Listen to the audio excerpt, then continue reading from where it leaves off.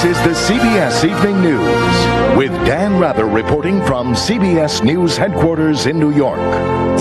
Good evening. It has enormous implications for public health and the battle against bioterror.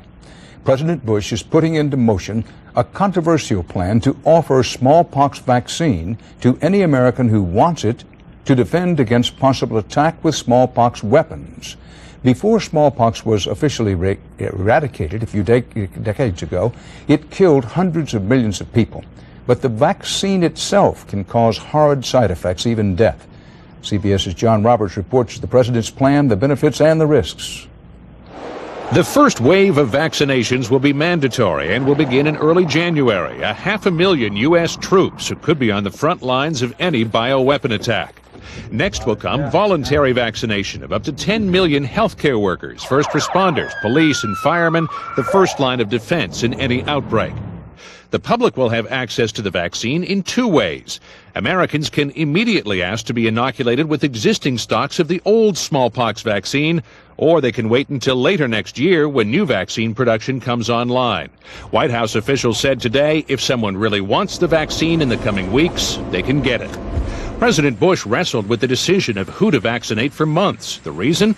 As infectious disease specialist Dr. Paul Offit told Dan Rather, the smallpox vaccine can be dangerous. We know that if we immunize 1 million people, that there will be 15 people that will suffer a severe permanent adverse outcome and one person who may die from the vaccine. The White House felt the threat of a bioterror attack from Iraq, which is rumored to possess smallpox, or Al-Qaeda, was great enough to chance vaccinating millions of people.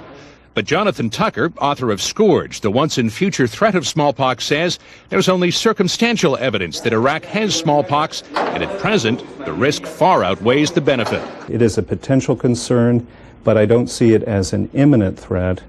And we need to weigh that against the known risks associated with mass vaccination. Critics of the White House program say since a person can be effectively vaccinated up to 3 days after they've been exposed to smallpox, there's no need to do it preventively. But President Bush knew politically he had to offer the vaccine to anyone who wants it. The White House will point out tomorrow that there are millions of Americans who should not be inoculated, people with certain medical conditions that put them at a high risk for severe reaction. But the decision to vaccinate will likely be left between a patient and their physician. Dan? John Roberts reporting live from the White House. A provision in the new Homeland Security law protects smallpox vaccine makers from lawsuits